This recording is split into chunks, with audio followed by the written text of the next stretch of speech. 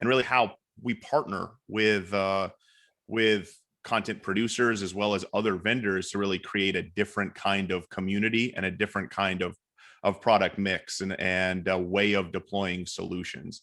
So we really think that the next generation of discussions amongst vendors and amongst content providers is really way more of a partnership, way more of a joint development effort towards solving these new problems and doing things in a different way. And so I really wanted to break down the subject matter that I thought would be interesting to table in this into four main concepts. And we've talked amongst the team as well. The first one, which I've heard echoed as well, is content quality. There's been a sacrifice usually of quality just because we moved to COVID. Everyone was using cell phones. It really was about whatever content we could get to air, however we could get it to air. But I think we've learned a lot. And I think in the return back to more on-premise kind of productions, what does that mean for content quality? What does that mean for the mix of, say, user-generated content as well as high-quality 4K HDR content? And then I think that we've learned a lot about content proliferation. I think content is expanding. We're making more and more and more of it.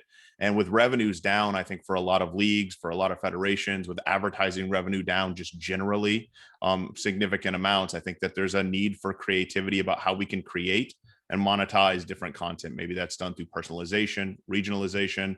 Certainly the cost factor of being able to reduce what it used to take to go ahead and make a production happen opens up a whole, I think, world of different kind of productions that we can start to maximize.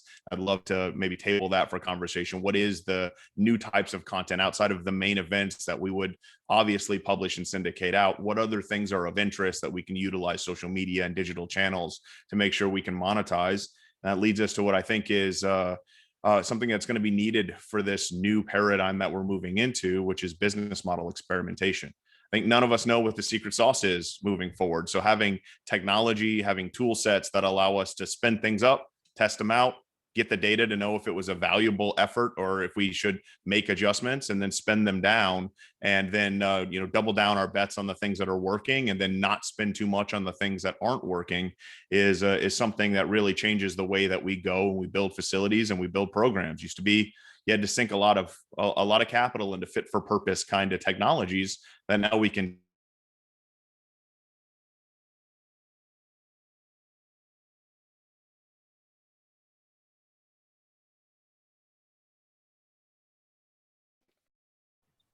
Have we lost him? Frozen situation. Well, we can all go home then. What's the Zoom protocol if you lose the moderator? It's like when the school teacher leaves the school classroom. Mayhem, I think, is the answer. The pub. Dave Shields buying the beers. Yeah. Not allowed in the joke about this yesterday, actually, when we all had our first chat, and we were joking that if only he had a set of bonded Sims.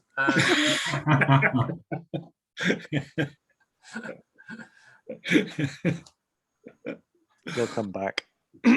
Go started. That could happen in a live situation.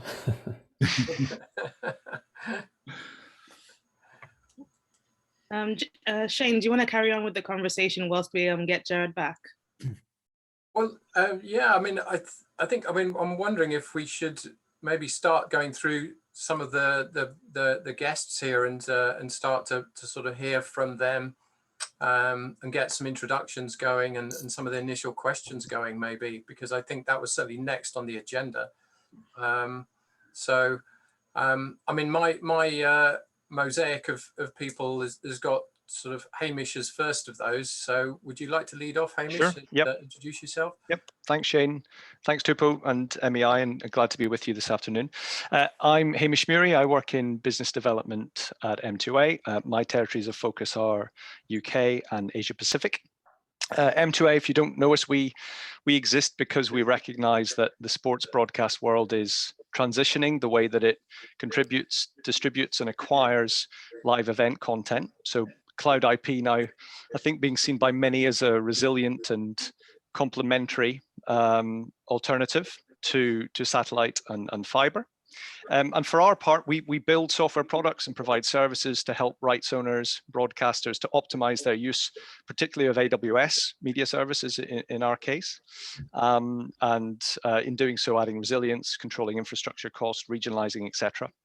So that's sort of my angle I'm coming at this. But my question would be to the panel is a two-parter, if I might be so greedy. So we're seeing in our space a fair amount of movement currently with rights owners and broadcasters routing their ancillary or lower tier tournament feeds around AWS Media Connect.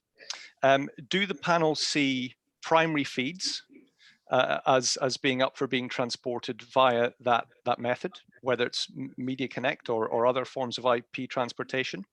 And if so, crystal balls, when? Thank you. Well, I'll take it first if you like, because we've had a bit of discussion around that.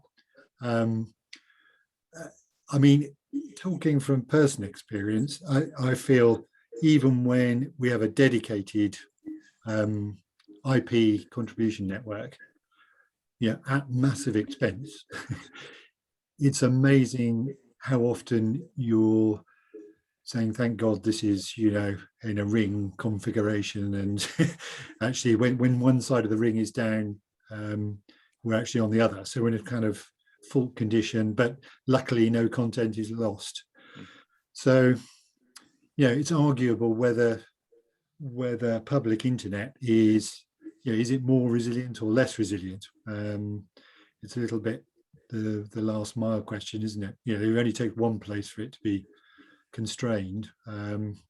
So, I mean, I think it's destined to be for sort of second tier events for some time to come. I think the answer is if it's a FIFA World Cup or a Rugby World Cup or an Olympics, it's going to be on a dedicated IP network where you own and control every point. But I mean, there's so much going on now across public internet.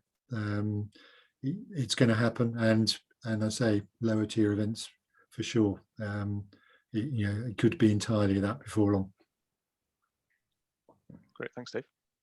Shane, any thoughts? I think you're on mute. Beg your pardon. Sorry. In my view, we see it as a bit of a balance, really. The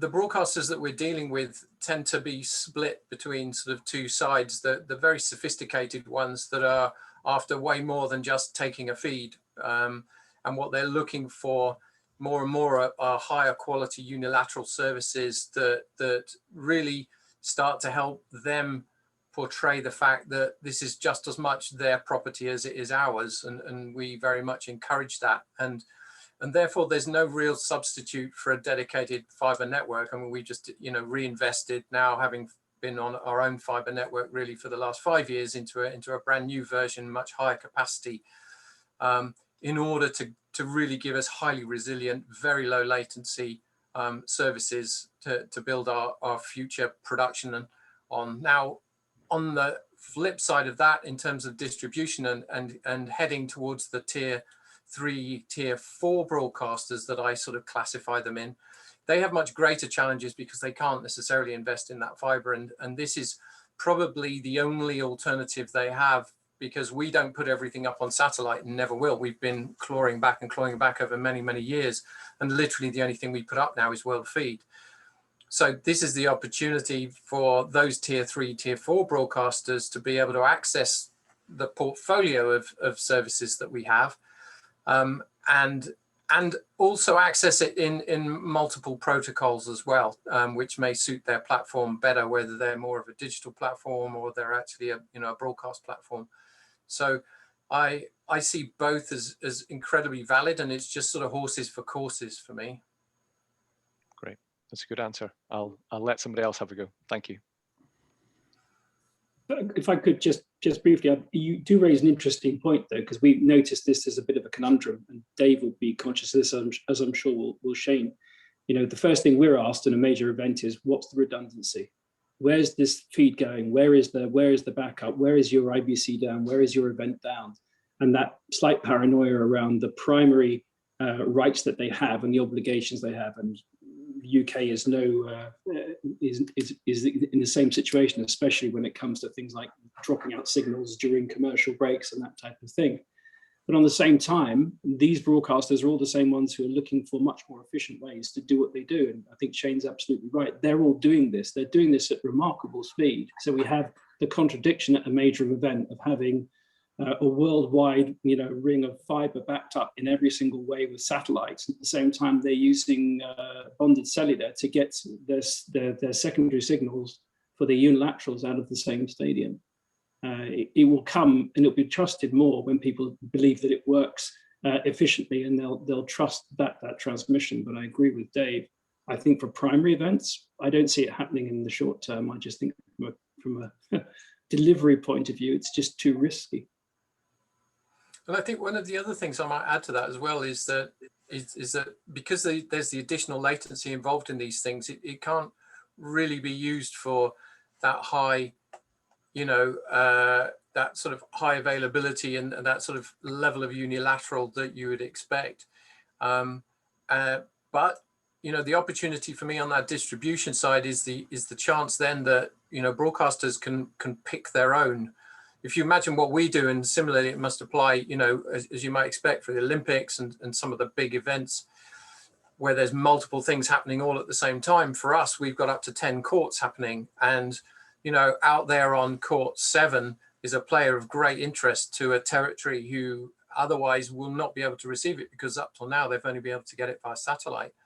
And so what we envisage is this technology really leading the way, within platforms like the AWS Media Connect world, where in effect there's this sort of pick your own distribution comes up, so you can chop and change and pull in the feeds that you need, which is really, really important for those broadcasters who can, have the world feed for a bit and then go out to court 7, then come back and go to a doubles match somewhere else. And, they can really sort of chop it up to really suit themselves based on the availability of the network that they've got to them.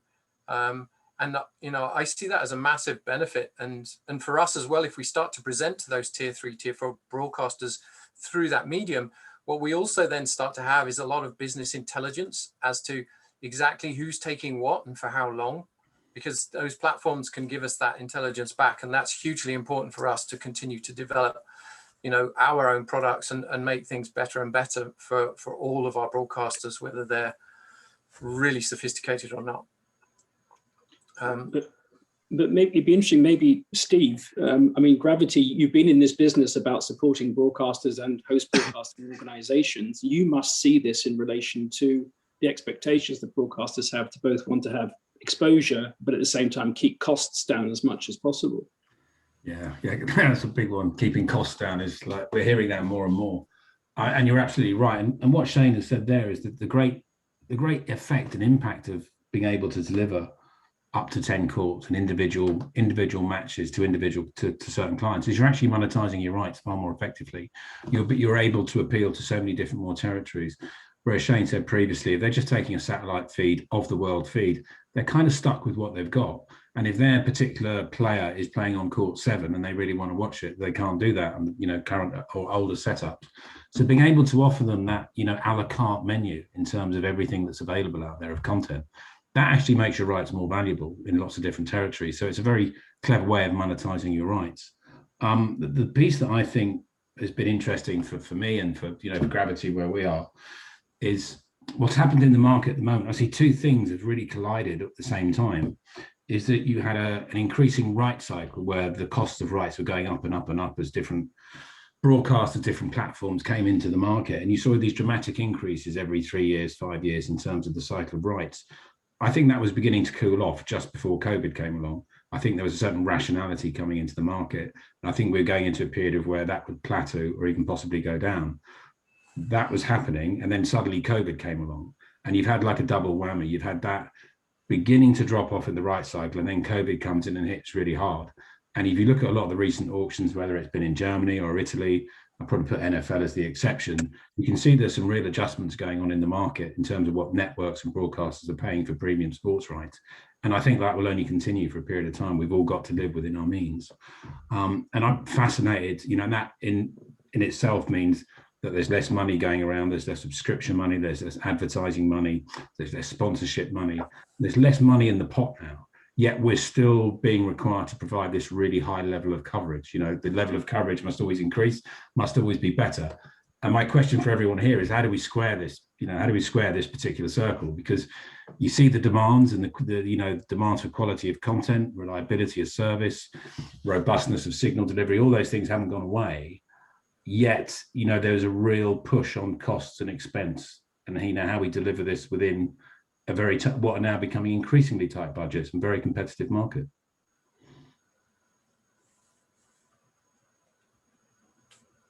The old rule used to be 5% of value of rights was spent on production, and I figured if we did that now, we'd all be very happy because it's a fraction of that at the moment. I think what's happened. I mean, one thing I would say is I think there's beginning to become a very clear line before I call premium sports, top tier events, and then what you call third, fourth, fifth, sixth tier events, where I think you can compromise a little bit on the integrity or the quality of the broadcast. You know, the level of the delivery. I think you're gonna, you know, you see that is beginning to happen. But I think, you know, what you were saying earlier, Dan, is like the absolutely premium primary events. I can never see those being compromised too heavily, because there is so much money tied up in delivery and quality of signal, is that you just can't do that. You're exposing yourself far too greatly. But I think the real impact starts to come in the second, third, fourth tier category of rights, where the technology has now allowed people to go direct to customer. You know, cut out the networks, go direct to customer, go over the top, create your own relationships with the subscriber, with the actual end user, and not have the middleman or the network in that sort of middle territory. That, I think, is very achievable in, you know, the third, fourth, and fifth tier rights categories. And the way that has to be produced and consumed by people, I think, is a new world, right? There's a lot to explore there, right? We don't have to have the same methodologies, the same kind of productions in those environments, right? I think people are willing to consume the content on different devices and in different environments. So I think the output itself doesn't necessarily need to be conditioned the same way as it would if we were planning for main viewing on, say, large screen, you know, 65-inch plasmas or LEDs. Awesome. So I apologize. I have some storms here, so I had some internet outages. I'm back on cellular now. So I think Hamish, who also seems to have dropped out, did his introduction. Alan, have you made your introduction and asked your question yet? No, I haven't. Good afternoon, everybody. Awesome. Alan Burns, NEP, otherwise known as the Never Ending Party. My area is I look after strategic accounts and global resources. Sounds very fancy, but it does very similar to what most people on this call is getting the shows out. I have a particular responsibility, as most of you know, in the rugby world. Just completed in the last 6 months the Autumn Nations Cup and the broadcast logistics for the Six Nations for SNRL. Lots of COVID learning throughout that. I would say a number of things, picking up on the other points. Right sizing of productions I'm seeing that more and more across all genres, from top tier to lower tier. At the high end, looking at the Six Nations, there is a huge appetite for the broadcasters to get back on site and tell the story from the venues, and obviously crowds and all with that coming in. And then I think what Dan was tipping on is that old saying, more for less and less of the pot. I feel is very prominent in a lot of the mid-tier and lower tier projects. For me, I am seeing that divergence, and I put it to the question of, you know, I really do see editorially the key events, the big events, and broadcasters wanting to get back on site to tell the story, and then create more content after the weekend into Monday, Tuesday, to keep their sport in the fans' minds before the following weekend. Very good. Thank you. Any questions you wanna table for the guests? No, will the very high end, not maybe the 52-week a year elements, but like the British Open, Wimbledon, do those projects really lend themselves to a remote environment where connectivity is for a very short period of time. I'll just be interested to see what people think about those type of events.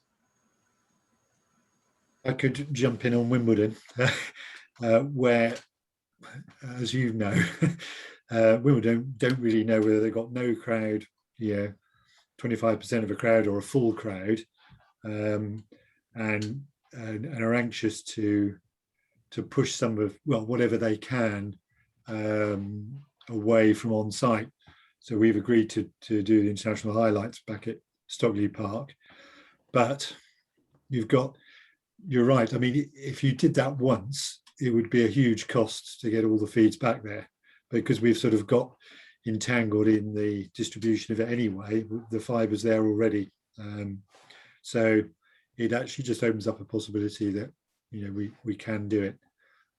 But I think I would say that's the sort of thing that COVID's making everybody think about is, I know the BBC Snooker, they wanted to minimise, again, they've got a crowd in. I think they've got a full crowd in for the final, but early on they wanted to do the studio remotely. So we did the studio back at Stockley Park whilst the snooker was still going on in Sheffield. So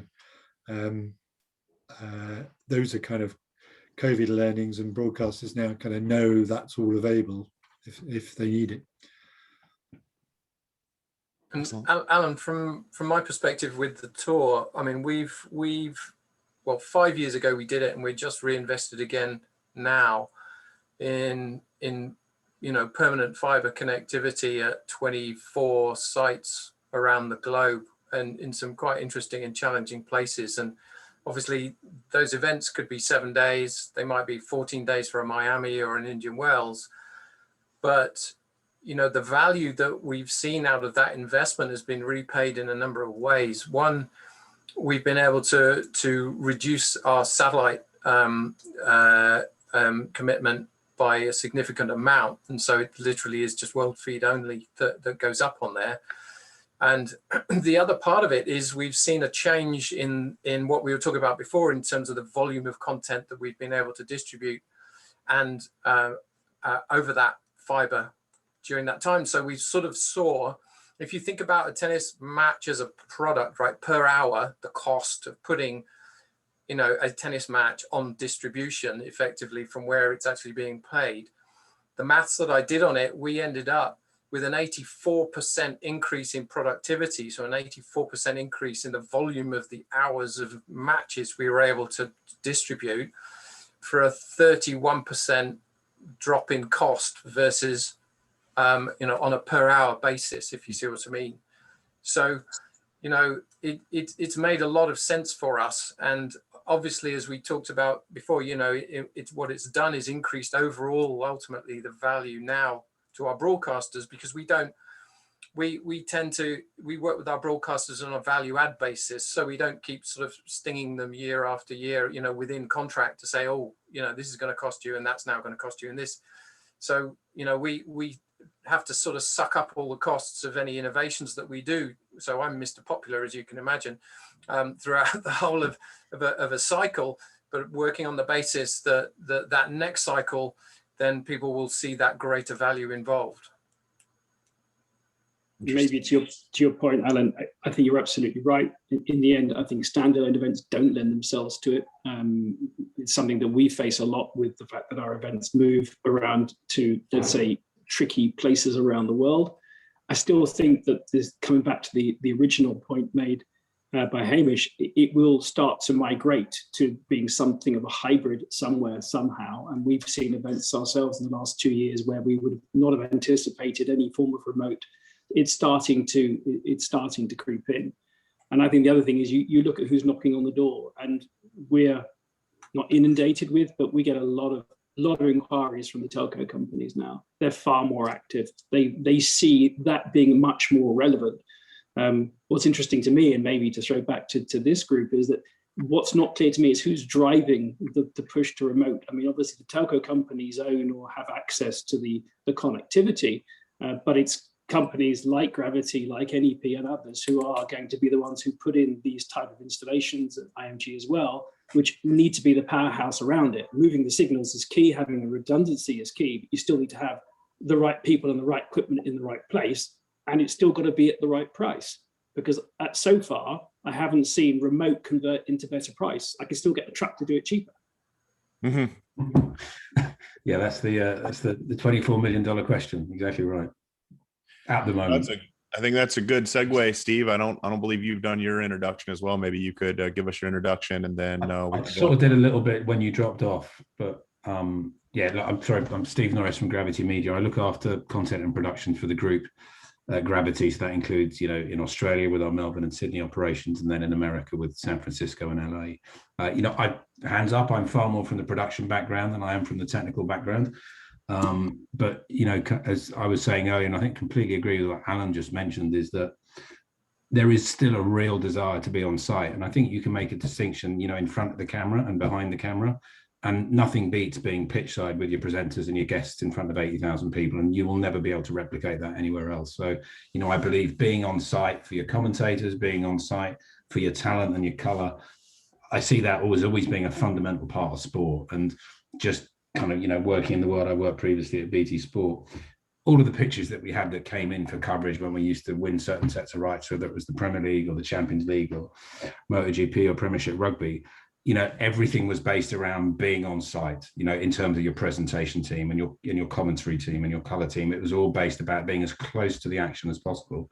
I don't think that will ever change. You know, I think there are some, as I say, third, fourth tier events where getting the coverage out there, you can create a different model.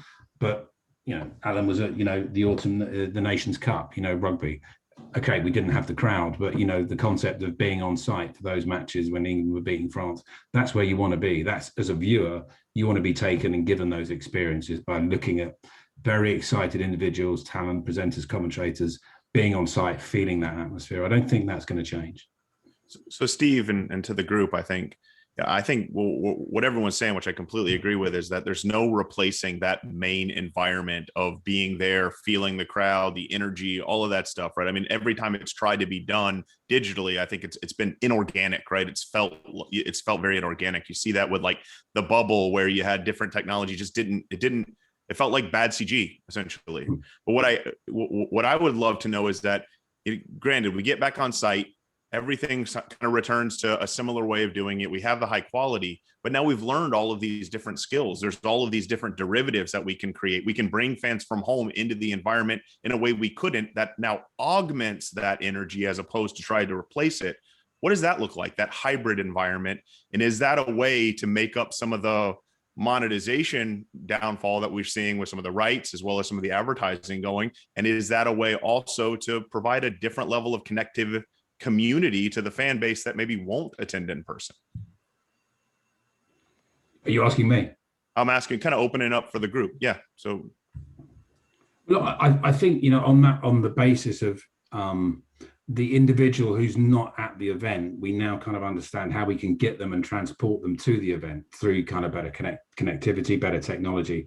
And I think that in itself, and having an enhanced viewing experience, say over the linear traditional platform, I think that in itself brings a whole new monetization question into the mix as well. So, you know, I think that is the one thing that we've learned the good and the bad from COVID about trying to capture the live environment and get people to the event.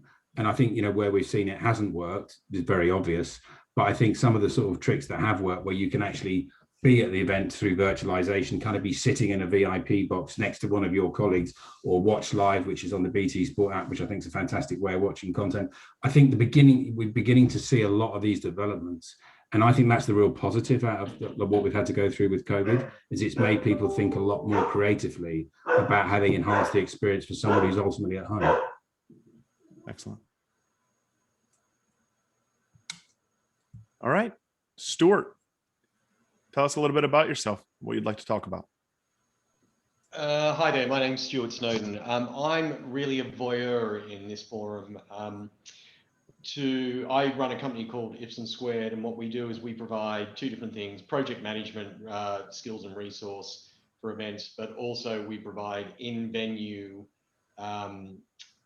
both sponsor and broadcast management for predominantly football. So we provide all the in-venue broadcast managers to manage HBs for AFC Cup, so Champions League and AFC Cup. So we sort of deliver about 220 matches a year across 34 countries and about 8 or 9 time zones. So from my perspective, I'm not techie, I'm not production, but I have a lot of staff who have to go and deliver that activity, or a lot of people who work with us who deliver that. So I'm really just here to sort of hear about what's developing and what the trends are likely to be, because we need to be aware of what we need to be doing in terms of, do our staff or do the people we send out on site have to be developing new skills and new understandings of how production is going to occur and how it's going to be distributed, so that they can provide the right services out on site. Excellent. Thanks, Stuart. Chris, would you like to make your introduction? Yeah, hi, I'm Chris Clark, CEO of Service Tech. We're a managed service provider of video over IP. We've existed about as long as Shane's existed at ATP, I think, so about 6 years. We have no infrastructure in any kind of legacy technologies, satellite or fiber, and everything we've done is using IP protocols such as ZXA, SRT, RIST to deliver live linear feeds from venues into production, from productions into global handoff points or POPs, or from production directly to affiliates, to broadcast partners around the world. And I guess going into what you're saying about tier 1, tier 2 events, not really making that shift to using these technologies, I see that from a production standpoint. But to echo then what Shane was saying, there's still a need to get those tier 1, tier 2 events to tier 3, tier 4 affiliates and broadcast partners around the world who perhaps can't afford or can't justify the cost involved in taking the feeds via fiber and want more than the world feed. So we produced, I guess, rather than software as a service, we produced infrastructure as a service, allowing customers to spin up cloud platforms on demand across 3 different cloud providers, any region within there, to be able to land your broadcast feeds and then either share entitlements with them to broadcast partners around the world, so you don't have to get involved in the actual delivery yourself. The affiliate does the delivery for themselves, you just share the entitlement, or you could actually do it yourself, but that's for broadcast or for OTT provision. Thanks, Chris. Appreciate that. And then Susie, last but not least, would you like to introduce and tell us a little bit about yourself and any subject matter you'd like to address in this forum? I'm working for the International Cycling Federation and coming also from the production distribution side, editorial side, and we're already obliged to look into creative production solutions before COVID, because I'm also responsible for small events. And sometimes what already has been discussed, the creative ideas can help to bring small events to life, at least to live broadcast. Yeah, this is a little bit my background, and I'm very interested to looking in all these kind of solution and experience, because COVID changed our life, and I think we were never looking into a remote production solution as detailed as it happens during the last year without COVID. Really complete remote production solution also for big events, to reduce the numbers of people on events, to exchange content in a different, easier way.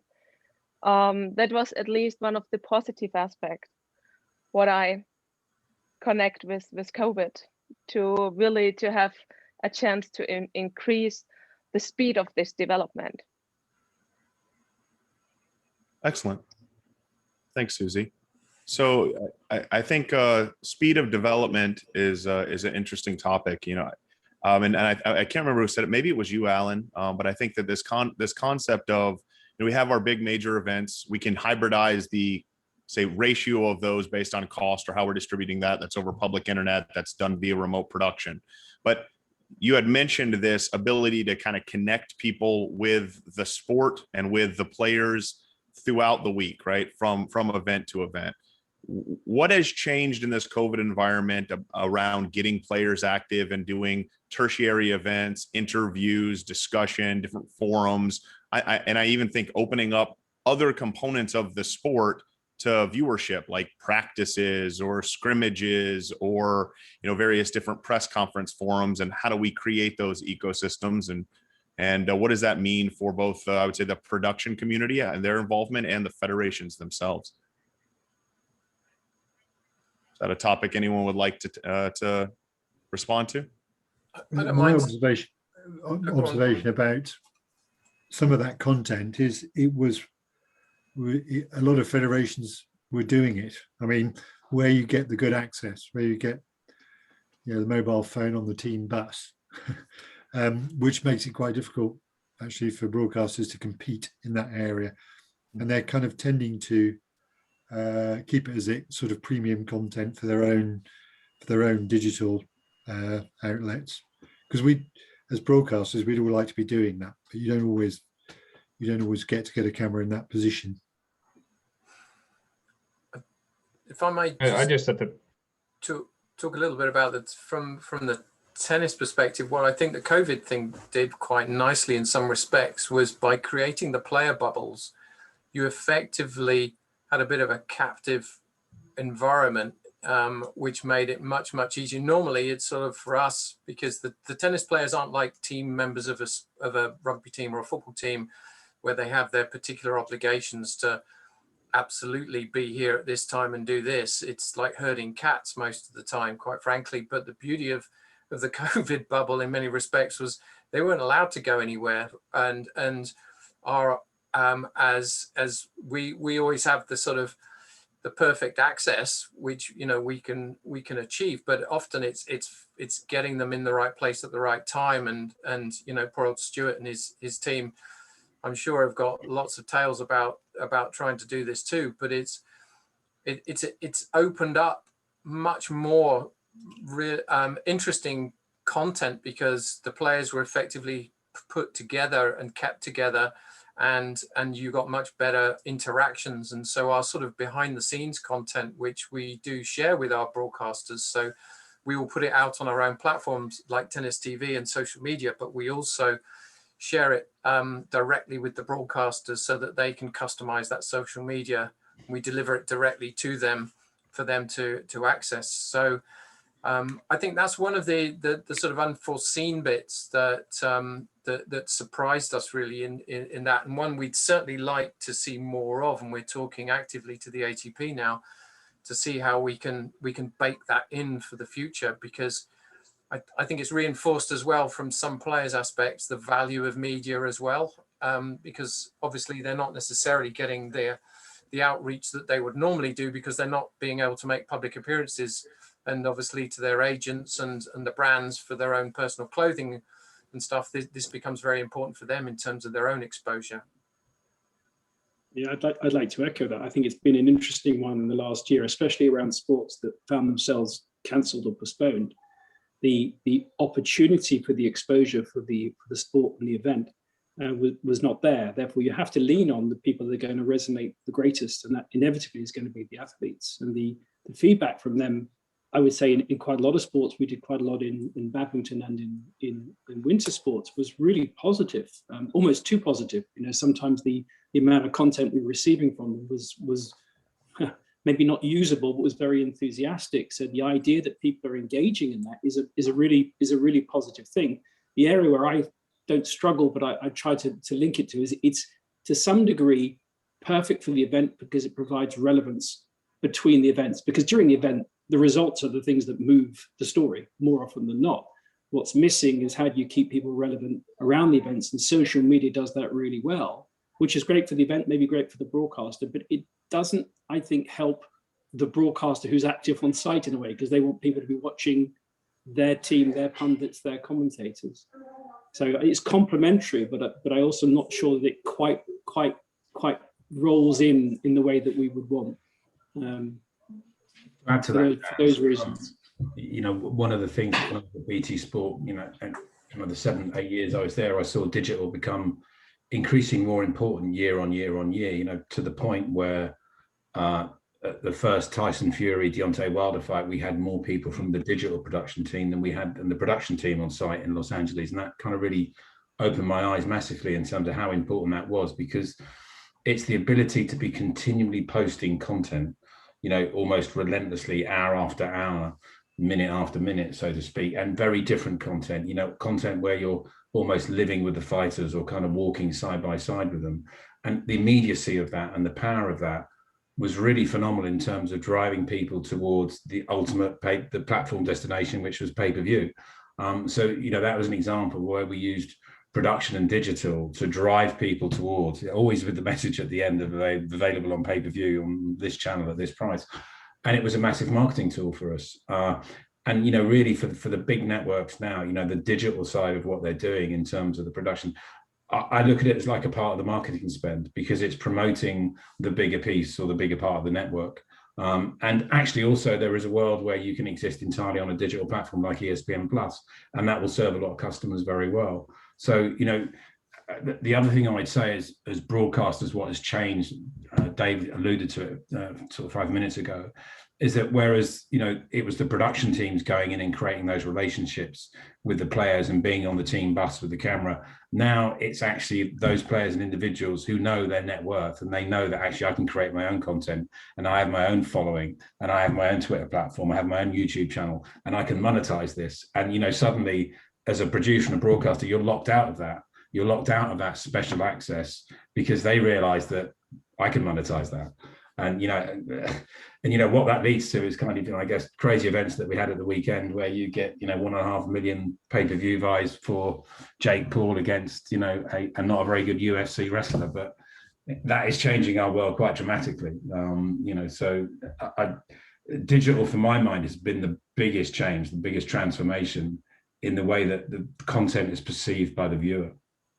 And if I could just quickly, I think one of the real positives, going back to the creative point of view, is it's brought back the value of someone who understands a story.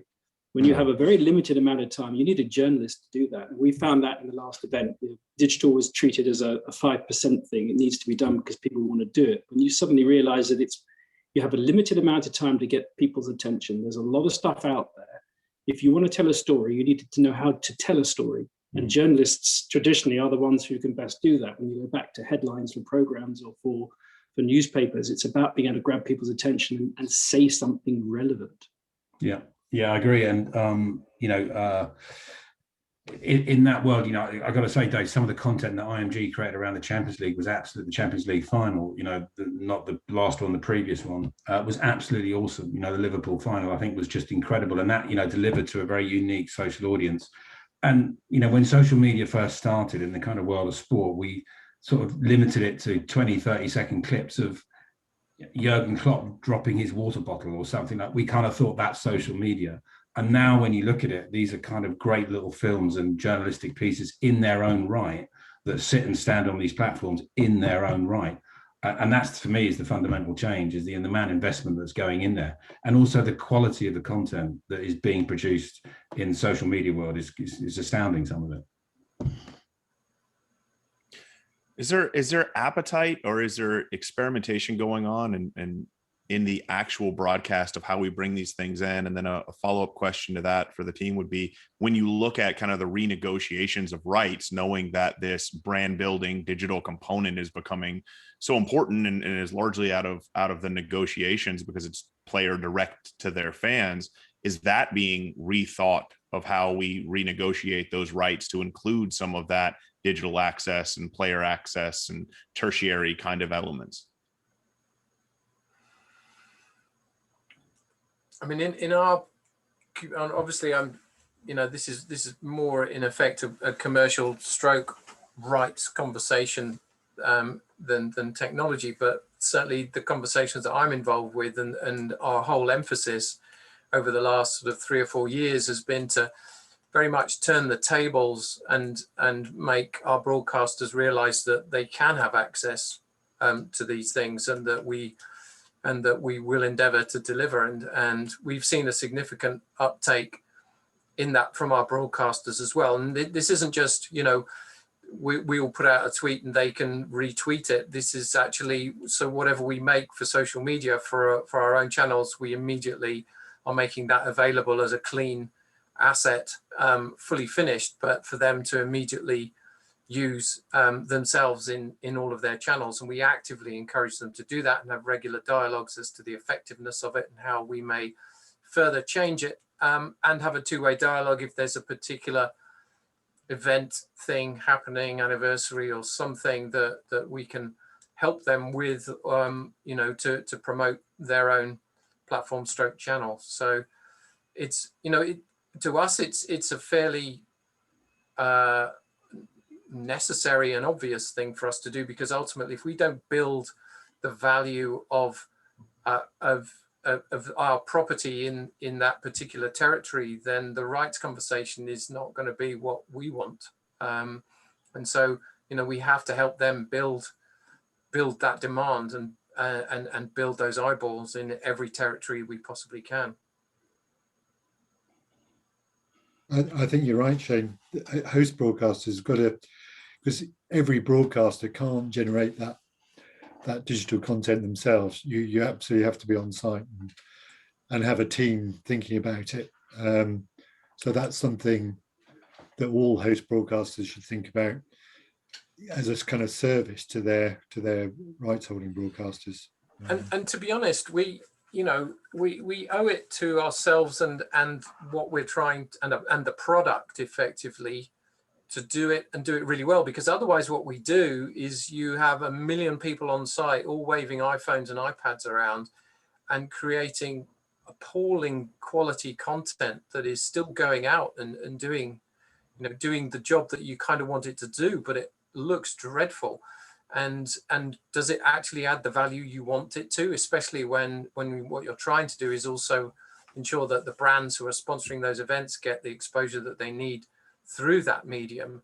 And so we've taken the view that we can much more easily have that relationship with the players at very close quarters on a regular basis, every tournament, all the time. They're seeing us, they're familiar with us, they're comfortable with us, and therefore, but we will always capture it in great quality. And it's then, yeah, we'll give it to you, and we'll give it to you really fast, and you can do everything you like with it. But I think it's really transformed the quality of the product we have, or at least protected it is probably a better way to say it. Like you said, Shane, I mean, you mentioned the words earlier, it's a retention tool as well. You know, it's a retention tool for you to create the relationships you've got with your broadcast partners. And for the likes of Sky and BT Sport, you know, it's a retention tool in terms of their digital applications and OTT versions to keep their subscribers. And that, you know, that's what it's being used for, but also it can be used to generate new subscribers as well and new partners. So it's double-edged, but I'd say you ignore it at your peril, because like, as you say, other people will dip in and do it, and they won't do it as particularly well, and they can cannibalize your audience.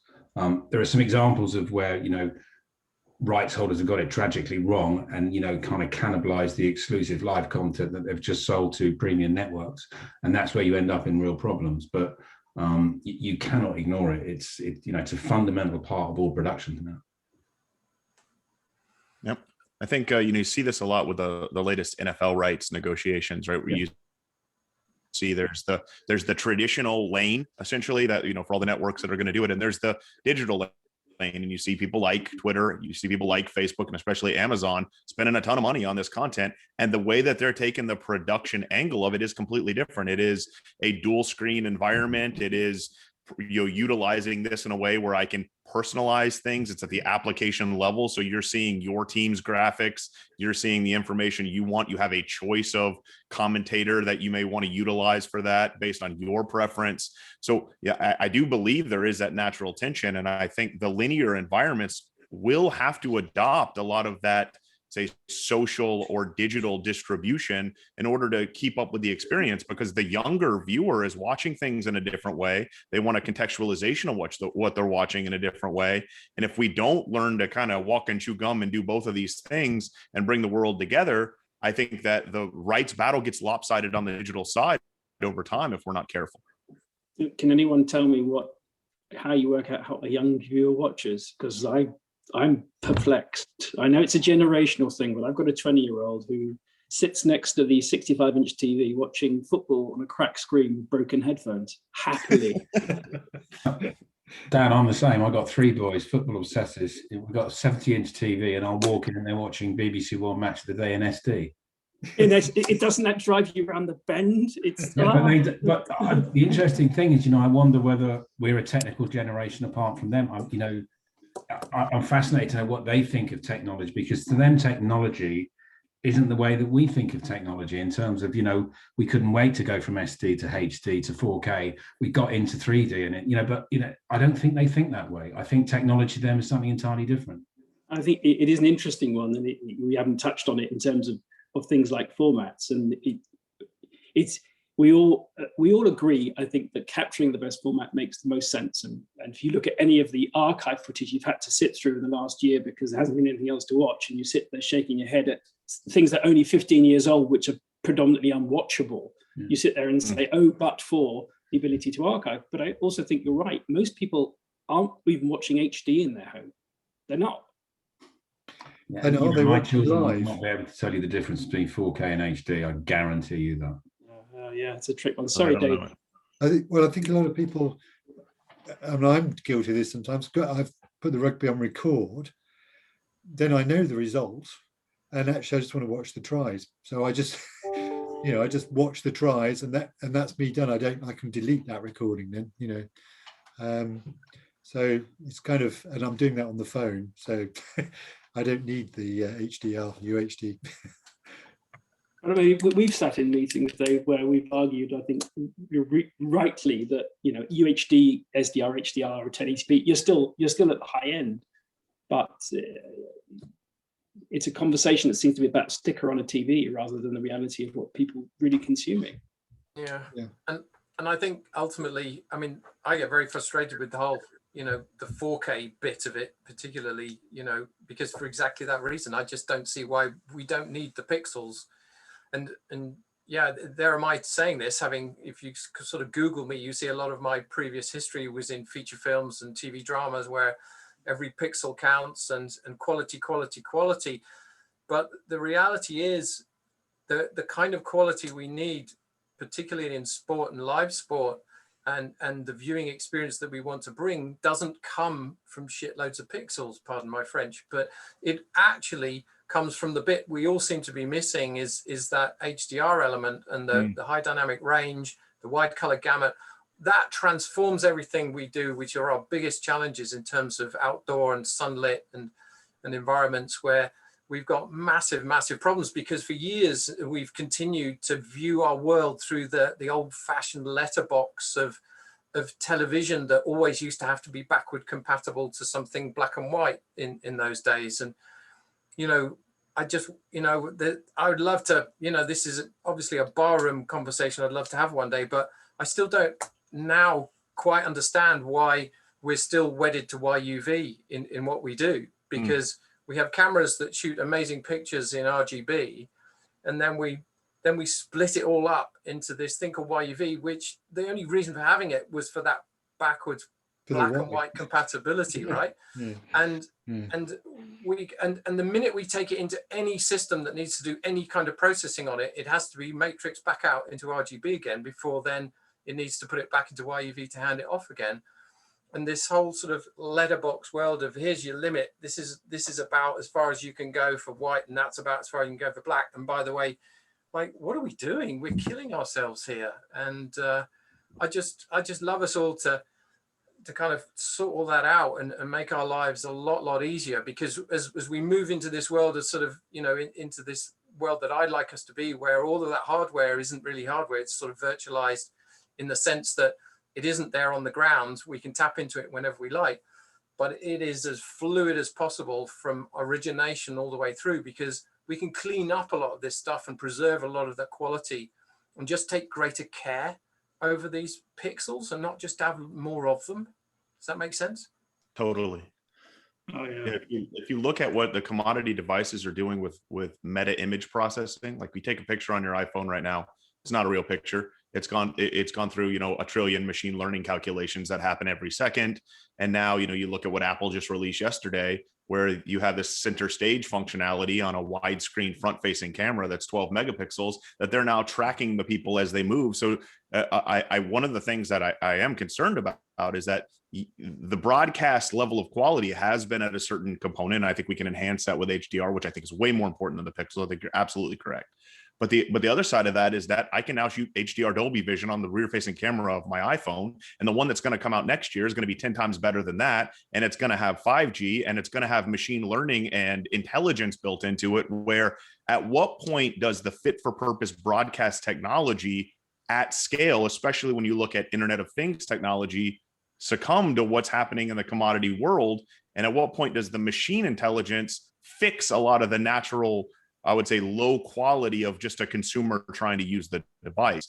So I think that paradigm is rapidly approaching a different quality level than what we've assumed over the past it could provide. And might be a question for Steve and Alan to explain the investment you're going to need to do over the next 10 years in technology that exists now. Right, yeah. And the irony is you can't really charge the customer anymore because they won't pay. We'll be having 100-to-1 lenses with an iPhone sitting on the back. Yep. Or we'll treat it like a game engine, right? Because now I have accelerometer data, I have LiDAR that's on the back of these kind of devices. I have all kinds of Internet of Things, right? So as just like Shane's talking about the utilization of the cloud, the virtualization, the compute, the whole fog layer of the Internet of Things technology, I think, is revolutionizing itself. You look at the compute curve that's going with the Apple Silicon and the M1 chip and the things that you can do on it. I just think that these new workflows, when I can start to take 100 UGC feeds into a cloud environment and then meta image process them together and create virtual camera fly-throughs that are contextually relevant to people watching on a device at home, the whole paradigm of how we do flat television production, especially with kind of this AR revolution that's warming up in the commodity space as well, is just going to challenge the way that we consume it. And while it may take older viewers like my generation and past a little bit of time to move there, my kids are native in that environment right now. My kids are walking around the house playing video games in AR space on the rug in the house on their phone, right? So I think there's a different expectation of experience that's coming with this Internet of Things, this professional Internet of Things. And I think the machine learning, the data component of it, will make up for the inability of people to produce high content themselves, because the phone will be smart enough to optimize essentially in that world. So who's best to take advantage of that? Will that be the streamers? Will Amazon, launch a new service where they don't have to cover the game? They'll just rely on people's phones pointing at it. Well, I mean, it's funny, but there's a lot of tiers. Like if you look at the content that Amazon is buying right now, like they just bought, I think, a lot of volleyball content that they utilize, right? And they're also buying this tier 3, tier 4, and they are absolutely experimenting with those new models to say, I'm just going to take in a bunch of different feeds and synthesize some kind of element because I own the compute, I own all of the data centers to do it. So I think that there is this challenge of what is the output, and I think we can define quality in a bunch of different ways. We can define quality as 4K HDR, but we can also define quality as what's the digital experience, right? What's the community that's built around this? What's the context that I can consume this with friends that live, states or countries away? And I think understanding that balance between broadcast grade content and experiential quality and how we mix those together in the linear world is probably one of the biggest challenges we all have as broadcasters. I think, trying to figure out strategically what Amazon are doing with sport, I thought about it a lot and I don't have an answer. I mean, I can tell you that they seem to have dipped their toe in the water in many different sports, in many different territories. A bit of Premier League in the UK, a bit of Champions League in Germany, a bit of Champions League in Italy, and some World Cup games, some tennis in the UK, a little bit of NFL on a Thursday night, but it's all small stuff in terms of their budgets. But it does feel like they're sitting in front of a huge computer, turning the dials and seeing what the outputs are and understanding what their learnings are. And you always feel with, a company like Amazon, it's for them is the decision, do we pull out a gun or do we pull out a flamethrower?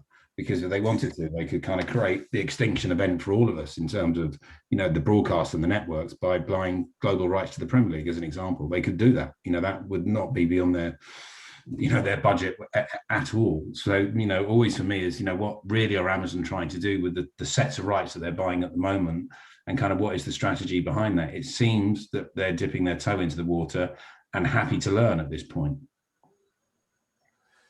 I think we should be slightly careful about judging, because the Amazon, the .com business and the Prime business, which are very much using live sport as a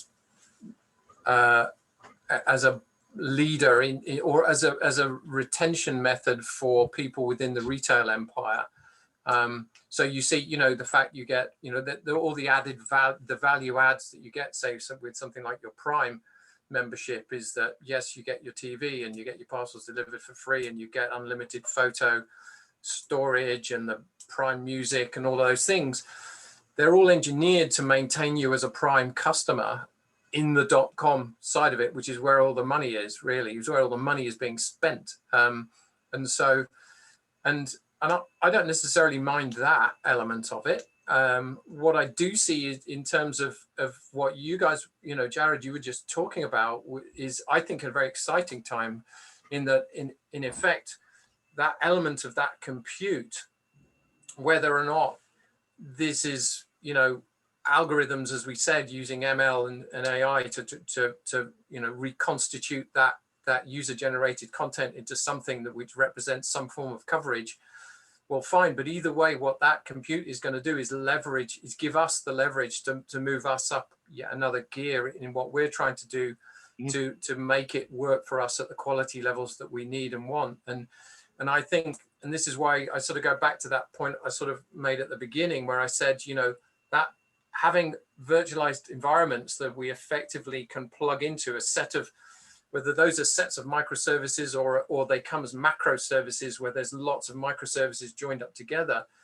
The beauty of it for me is then we're liberated, right? People can go wherever they need to go, right? If we want everyone on site, they can go on site. If there's only a few user generated, if it's a bunch of iPhones run by a bunch of people on site somewhere, that's fine. What we don't need to do is ship a ton of hardware around and plonk it into somewhere and spend, no disrespect, Steve, a lot of time trying to build it and configure it and then move it on to the next thing, which is ultimately a sort of waste of cost for everybody, because, it forces the likes of the Gravities and the NEPs to do massive capital investment. And Dave, that too, from our time together, that huge CapEx spike that you get when a contract first comes along, for instance. And, the opportunity is we can sort of park all that in an environment that we know we can turn this stuff on, spin it up, spin it down, multiply it, replicate it, give us resilience. But now we can put people anywhere and everywhere, wherever they need to be, we can put them there. And that changes the dynamic in terms of that creative process, and I think adds much, much greater overall value to what we're ultimately able to do, because we're just not shackled to the fact, and more importantly, with the lessons we've learned with COVID, if we need to move people off site, or if something happens and we can't be there anymore, then it's very easy for another team to take over or to take the strain very, very quickly, in order to maintain the quality of the output. Because when and Steve, you weren't there, well, when we're in Miami, when we're Indian Wells 2 years ago, when COVID first hit, and I was there on site 6:30 the evening before we went on air for the first day of the World Feed. We'd done a fact check, everything was done. There were 48 EVSs wired in. Basically, we had our entire data center set up, multiple ports, everything ready to rock. One phone call, sorry guys, we've got to go home. That's it. And we were thinking, but do we go home? Because Indian Wells is right in front of Miami, which is another 2-week thing. And we need to be building Miami now. So do we move stuff to Miami? Do we keep people in the States that need to go to Miami? Did this lot go home? What happens? If you imagine the world that I've just described prior to that, my God, no one would bat an eyelid. And I think that's a massive, massive opportunity. I agree.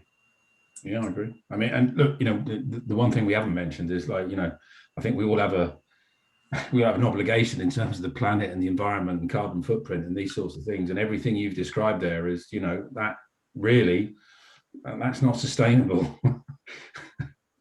We can't be doing that in 50 years or 20 years. Completely agree.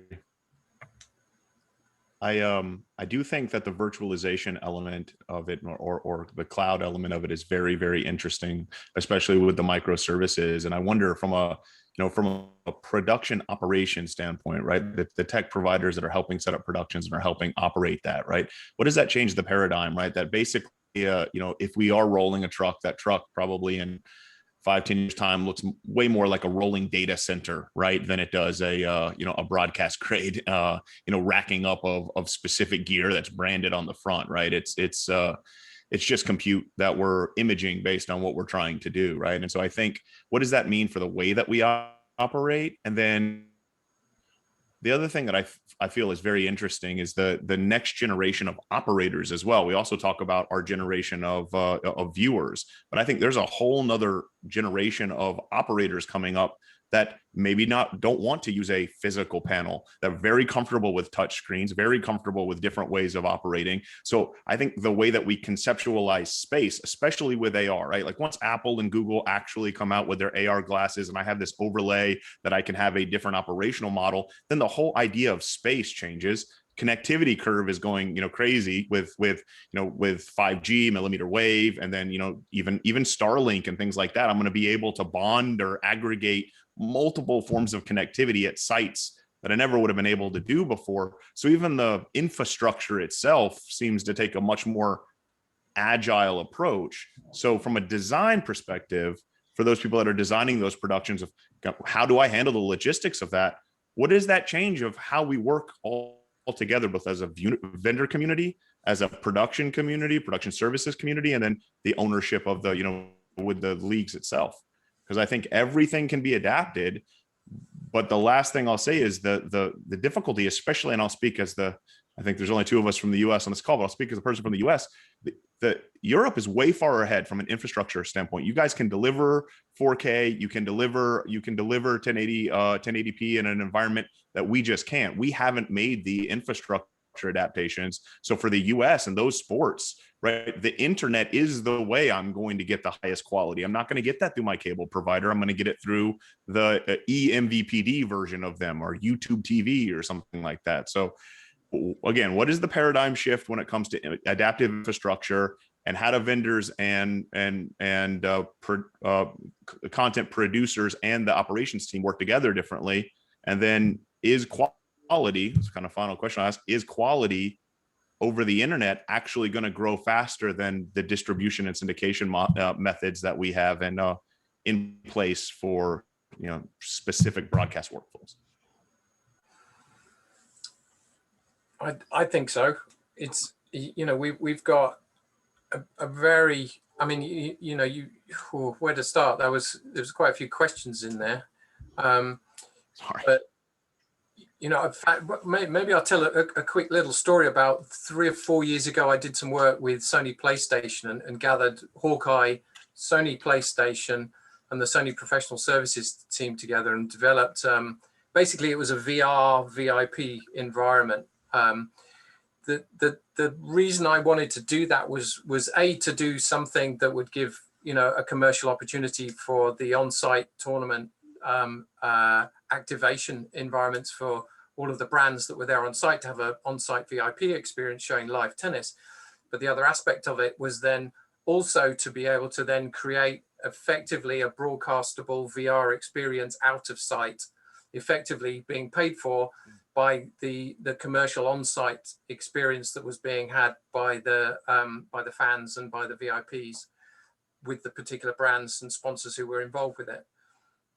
The other aspect of that, though, as I was working with the Sony guys, said, well, look, this is ridiculous. I've got a gaming engine here with the PlayStation and a VR headset.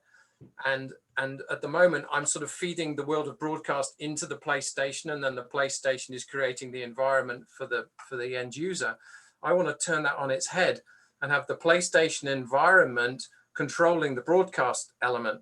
And so rather than us, ship tons of 70-inch screens around the world to create multi-viewers for us, for the control rooms for everyone to sit in, then why do we not then have this, you put your VR headset on, sign in as you, and then instantly your multi-viewer is completely configured the way you want it, and you will then have your Joy-Con or whatever you're using to control, because that's the method that guys are going to be using. And it was very interesting. We moved this thing from tournament to tournament, and it was very clear that, anyone under the age of sort of 35, I didn't have to give any instruction at all about how to do it, what to do, right? Basically, they just picked up the controller and started using it. And you were just thinking, the next generation of broadcast professionals coming through are going to be using these adaptable, instantly configurable buttons to lean back and direct. And especially if you're going to produce a world feed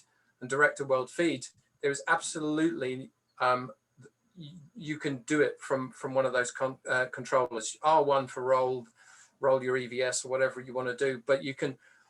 It's there. It's doable, and it was quite interesting talking to Sony about it, because it was, you could see them sort of taking a massive step back and thinking, is this good or bad for Sony that this might be something that we could do? But I genuinely believe it's, those elements in that next generation of people coming through. And then, as I say, doesn't matter where you are, then you can just have the environment, whether you're on site, off site, it's fine. You can just pick it up and do it.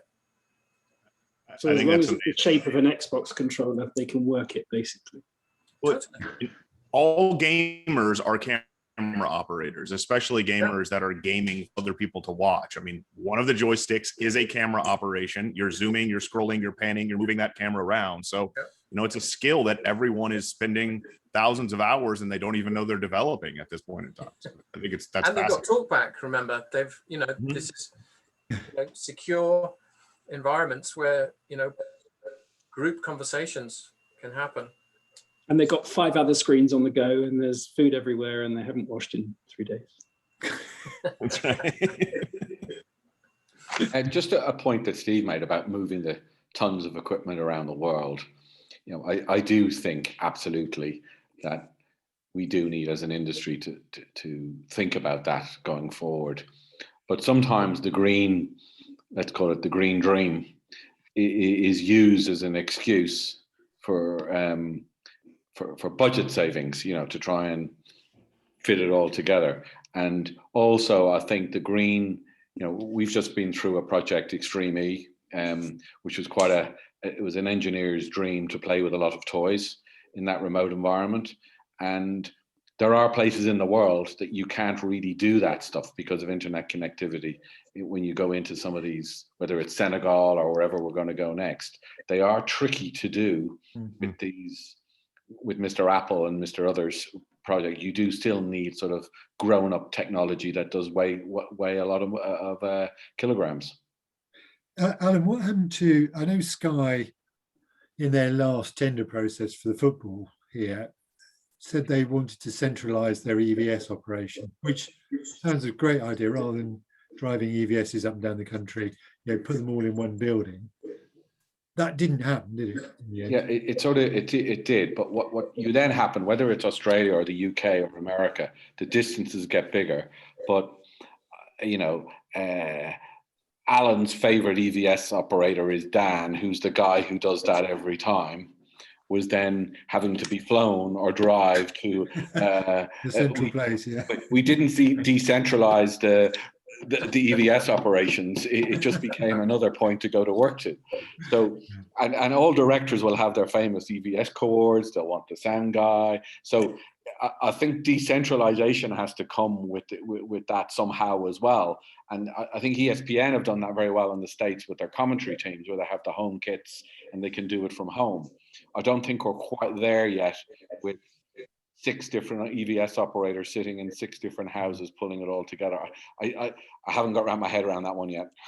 Although I think in Shane's virtualized world, that is exactly, we're all at home. We never go out. We just do our job. No, I wouldn't say that, David. It's the EVSs are basically in the cloud, right? And I see massive value in teams sitting together. I absolutely do.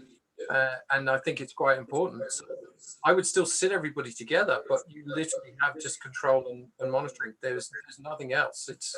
And that's the beauty of it. So you can connect in and start working and hand over to someone else very seamlessly. What you don't have to do though is build that infrastructure first in that porta cabin, in that car park next to the trash compactor. One of the particular things with EVS though was, with high frame rates and 4K, you've got to ship all those frames into the cloud somewhere. Well, that's why I don't want 4K. Yeah, exactly. I think nobody will notice. And just going back to Alan's point though, I mean, it is a mindset issue. Yes, it's useful for a director to have seen the location he's working in, but most of them know their way around and can work their way around in most cases. Yes, if you're working on a complex alpine skiing, then you need to understand what you're looking at. But a stadium's a stadium. And I had a conversation with the director quite recently. We talked about remote production, and I said, how would you feel about this? And he said, no, I have to be at the stadium, and my team have to be at the stadium. And I said, okay, well then you can't do the job because it's either remote or you don't do it. He said, I can do it. It took him 5 seconds. 5 seconds. Yeah. I think one of the areas where the market, not deliberately, but inadvertently, keeps shooting itself in the foot is in terms of the term of the right cycle deals. If you look, and I think the UK market is particularly bad, but if you look in, say, to America, look at the latest NFL deal, it's kind of a 10, 11-year deal. Everybody can make real investments off the back of that and you can make a long-term strategic plan, whether that's a network, a broadcaster, technology company. You can do that when you have a contract for that period of time. But here in the UK, everything's in 3-year cycles. That's the way it works, and it's always gone up. And why would you change? But trust me, being in a broadcaster environment, owning the rights for 3 years, you don't know whether you're going to win them again in 3 years' time. And it feels like you've just won them and you're back at the auction table 2 years later trying to win them again. So how do you make any kind of investments as a platform when you don't have that longevity or surety in terms of what you're doing with your primary events? And I think it's the same for all of us, whether it's technology providers, platform providers. That cycle only really works for the actual, the federations themselves. But for everybody else, it's a hell of a thing to have to juggle with. And the vendors as well, especially with everyone moving to SaaS, it's not the 5-year amortization where you're committing to work with X vendor for this amount of years. It's I'm going to switch next month because this new vendor came out with this new thing and I'm on a month-to-month subscription. So I think what does that mean for how we all work together? I think that's an incredible question, honestly. It could be that ultimately that it's the federations that make that investment and do that licensing and effectively run that infrastructure. And then, the broadcasters who are tokenized to be able to come in for the duration. This in my world, this is all governed by blockchain as well. And you're tokenized so that you gain access for the length of the contract that you're running for. But the weight is taken effectively on that sort of federation side, because you as the broadcaster then don't have to lift much of a finger. You just make sure your people can get to the place they need to get to. They can tap into the network that will connect them to effectively that infrastructure. And on the other side, on the flip side, with the broadcaster's own infrastructure, potentially within that same cloud environment, can then just, basically interface, if you like, within that, world effectively. So we're reducing egress because you're actually within the same community, and you can then sort of produce as if it was your own, but in effect, you're just running a bunch of control surfaces and paying for the compute you actually use for the time you're using it. I think that's a amazing point, Shane. I think we're at time. I think we can go a little over if anyone has any pressing conversations, but one thing I will kind of leave everyone with is that this format and getting to hear from just the level of brain power on this call has just been insightful and I think fascinating. I wish more of these kinds of conversations were happening in an open forum like this, because I think there's a lot to talk about and we've got monumental problems to try and solve together. So I really want to thank everyone for your participation and just the insight. I found it absolutely incredible. So thank you everyone, and I look forward to connecting with you, hopefully seeing some of you in person soon. So let's do it. Tupo. Thanks, Joe. Thank you very much. Cheers, everybody. Yeah, thanks, Jared. All the best, guys. Bye. Cheers, Thank you, everybody. guys. Thank you. Cheers. Thanks.